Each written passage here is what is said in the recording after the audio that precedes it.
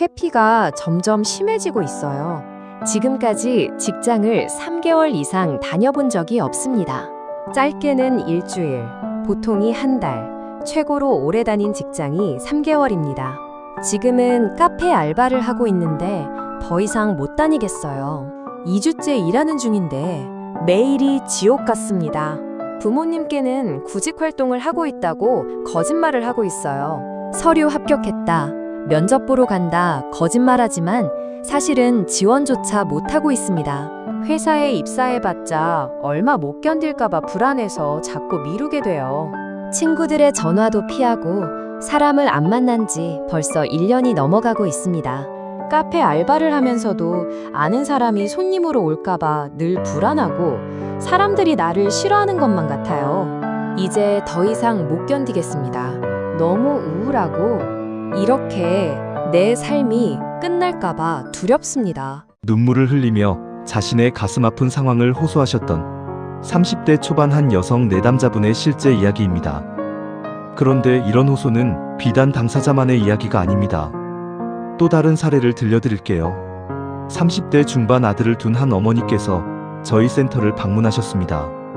우리 아들이 심리치료가 꼭 필요한 상태인 것 같은데 같이 가자고 아무리 말해도 듣질 않아서 답답한 마음에 저 혼자 찾아왔습니다.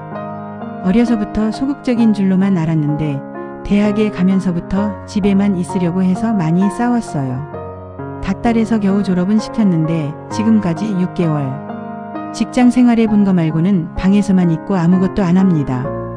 만나는 친구도 없고 게임만 하는 것 같은데 방문을 걸어 잠그고 안 나오니 뭐하고 있는지 알 수도 없어요.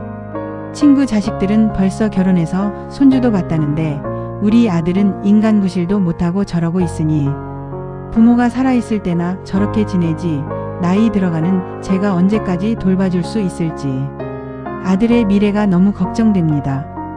도대체 왜 이렇게 사냐고 다그쳐봐도 아무 대답도 없어요. 원장님, 속 터지고 답답해서 내가 오래 못 살 것 같아요. 아들이 달라질 수 있을까요? 아들의 답답한 상황에 깊은 한숨을 쉬시며 눈물 찢던 어머니의 안타까운 호소였습니다. 안녕하세요. 마인드톡 TV 강남심리치료센터 곽현종 원장입니다. 그동안 저는 회피성 문제로 삶의 극심한 어려움을 겪는 내담자분들과 그 가족분들을 많이 만나왔습니다. 앞서 말씀드린 첫 번째 사례처럼 스스로 자신의 심한 회피성을 깨닫고 찾아오신 분들은 그래도 다행인 편입니다. 자신의 문제를 인지하고 극복하려는 의지가 남아있기 때문이죠. 하지만 안타깝게도 대부분의 경우는 지나친 회피로 인해 감정이 아예 둔감해져서 문제의식조차 느끼지 못하거나 문제를 알면서도 극복하려는 노력조차 회피한 채 깊은 우울과 불안 속에 스스로를 가두며 살아가시곤 합니다. 단순한 성격일까요?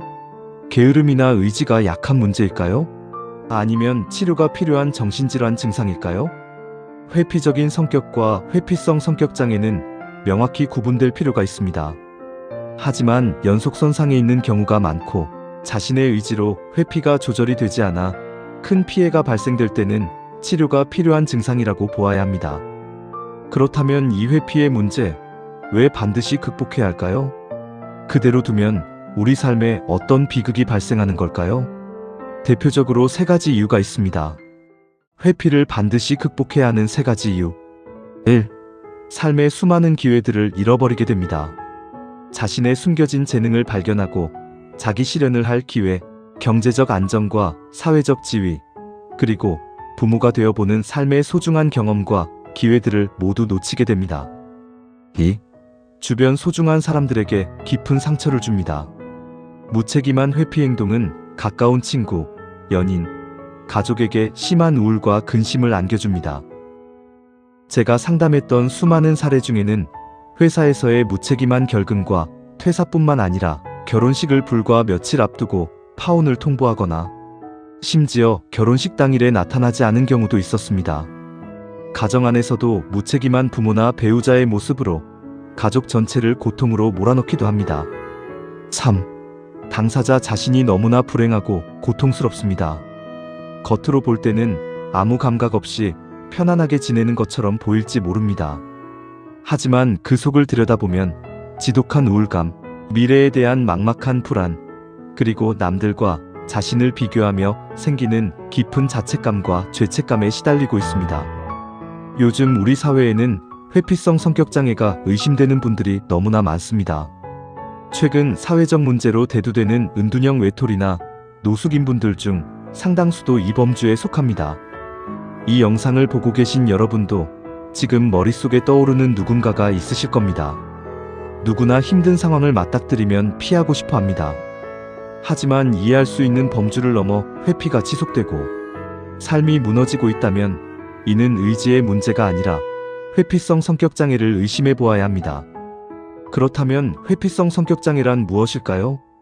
회피성 성격장애는 한마디로 사람들과 친해지고 싶지만 거절당할까봐 너무 두려워서 아예 다가지 못하는 상태를 말합니다.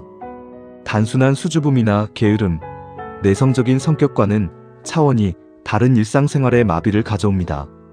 주요 특징을 정리해드리면 이렇습니다. 1. 비판과 거절에 대한 과도한 두려움, 작은 말이나 행동에도 쉽게 상처받고 위축됩니다. 2. 사회적 억제, 스스로를 열등하고 매력 없는 사람이라 여겨 새로운 사람을 피합니다. 3.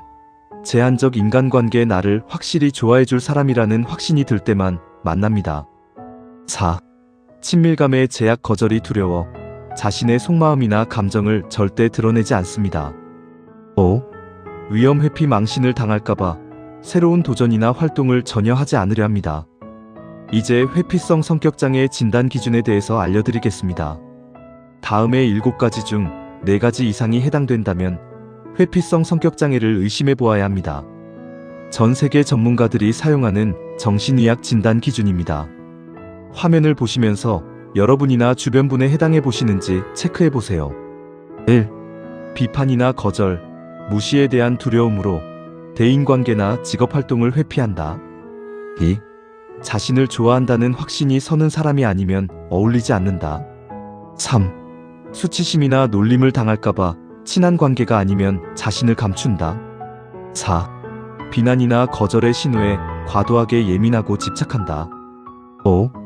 열등감 때문에 대인관계에서 위축되고 자신을 솔직하게 표현하지 못한다.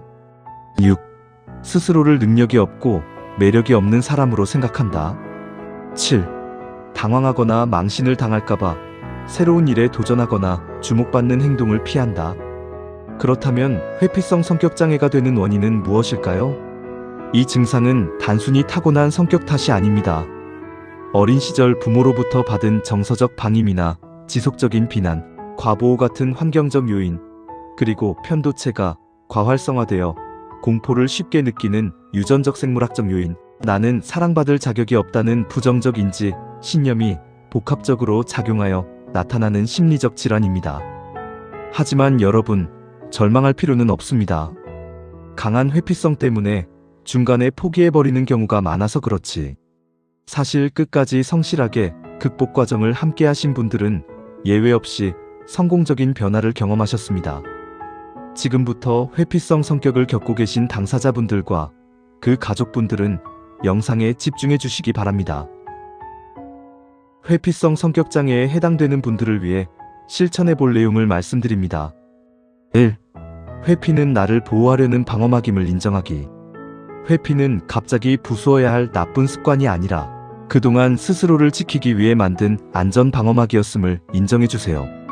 너무 조급하게 변하려 하지 말고 안전한 환경에서 조금씩 방어막을 허무는 연습이 필요합니다. 2. 감정과 실제 사실을 분리하기, 그리고 작은 성공 경험 쌓기. 저 사람이 나를 비웃을 거야 라는 생각이 들 때 그게 실제 사실인지 아니면 내 마음이 만든 상상인지 구분해 보세요.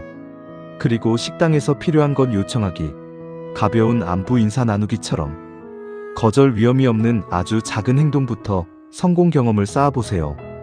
모든 사람에게 좋은 사람이어야 한다는 완벽주의도 내려놓으셔야 합니다. 3. 전문가의 도움을 주저하지 말기. 혼자서 이 패턴을 깨기 어렵다면 반드시 전문가의 도움을 받으세요. 여러분이 약해서가 아닙니다. 의지만으로 조절하기 어려운 영역이기 때문입니다.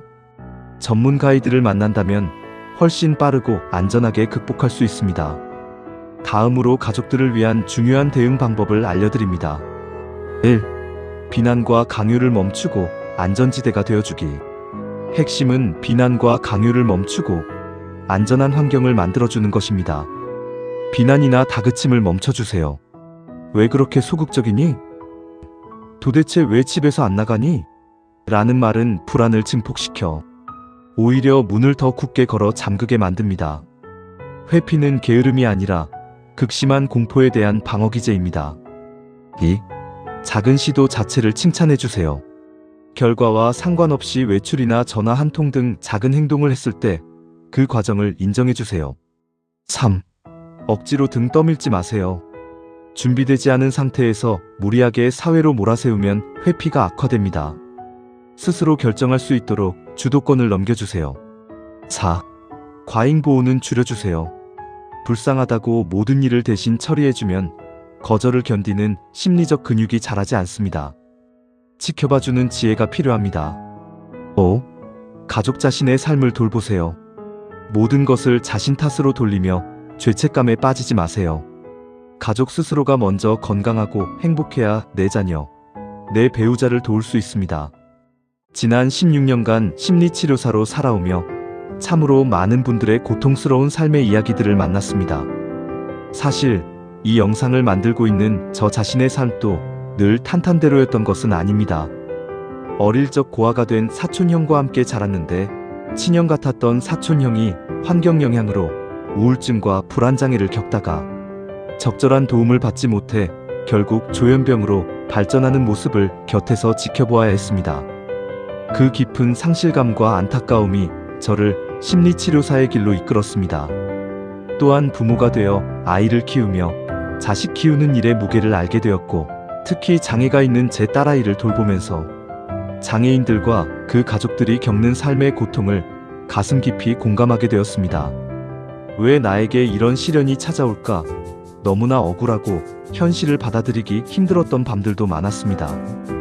하지만 저에게는 삶을 계속해 나가야 할 명확한 이유를 찾게 되었습니다. 나를 필요로 하는 중증장애 딸과 사랑하는 가족, 그리고 마음의 병으로 고통받으며 상담실 문을 두드리는 내담자분들이 계시기 때문입니다. 힘든 현실 속에서도 하루하루 발견하는 작은 기쁨들이 저를 살아가지게 합니다. 자신의 원치 않는 이 증상으로, 그리고 고통받는 사랑하는 가족을 지켜보며 돌보시는 가족 여러분들 많이 힘드시죠?